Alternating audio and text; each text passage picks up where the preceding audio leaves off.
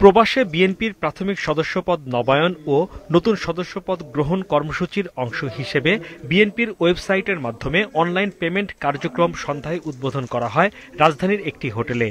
অনুষ্ঠানে প্রধান অতিথি হিসেবে ভার্চুয়ালি যুক্ত ছিলেন বিএনপির ভারপ্রাপ্ত চেয়ারম্যান তারেক রহমান। তিনি বলেন, আগামীতে বিএনপি ক্ষমতায় গেলে প্রবাসীদের ভোট গ্রহণের প্রক্রিয়া আরও সহজ করা হবে।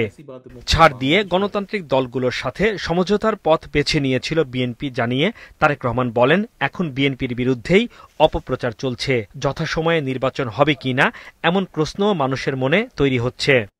বর্তমানে বিএনপির বিজয় ঠেকাতে সংঘবদ্ধ অপপ্রচার এবং অপকৌশল দৃশ্যমান হতে শুরু করেছে। আর বর্তমান অন্তর্বর্তীকালীন সরকারের সময় জনমনে কোনো ক্ষেত্রে জিজ্ঞাসা বাড়ছে, যথাসময়ে কি নির্বাচন হবে? নির্বাচন অনুষ্ঠান নিয়ে জনমনে সৃষ্ট সংশয়, সন্দেহ গণতন্ত্রের উত্তরণের পথকে হয়তোবা সংকটপূর্ণ করে তুলতে পারে। বিএনপির ভারপ্রাপ্ত চেয়ারম্যান রাজনৈতিক দলগুলোর প্রতি সতর্কতা জানিয়ে বলেন, কৌশল ও অপকৌশলের মধ্যে পার্থক্য বুঝতে না পারলে অগণতান্ত্রিক শক্তি সুযোগ নেবে। প্রতিনিয়ত একের পর এক নিত্য নতুন শর্ত জুড়ে দিয়ে গণতন্ত্রের উত্তরণের পথকে কেমন যেন সংকটাপূর্ণ করে তোলা হচ্ছে। এর পরিণতি সম্পর্কেও আমাদেরকে সতর্ক থাকা অবশ্যই প্রয়োজন।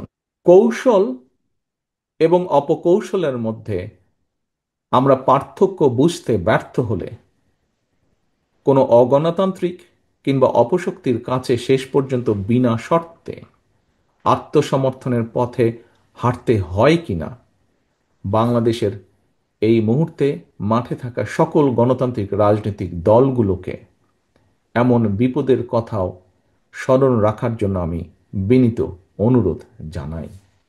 দেশের ৩০০ সংসদীয় আসনে দলীয় প্রার্থীর মনোনয়ন চূড়ান্ত করা হয়েছে, যেখানে বিএনপির সাথে রাজপথে থাকা দলগুলোর নেতাদের আসন দেয়া হবে, জানান তারেক রহমান।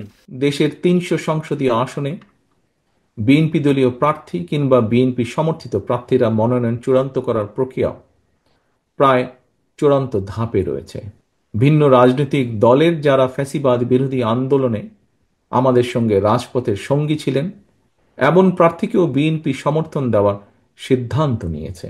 দেশে বিশৃঙ্খলা তৈরির জন্য গুপ্ত স্বৈরাচার অপেক্ষা করছে উল্লেখ করে তারেক রহমান সবাইকে সতর্ক থাকার আহ্বান জানান। দল বড়, দলের চেয়ে দেশ বড়। হাসনাইন তানভীর, মাছরাঙা সংবাদ, ঢাকা। পর্যায়ক্রমে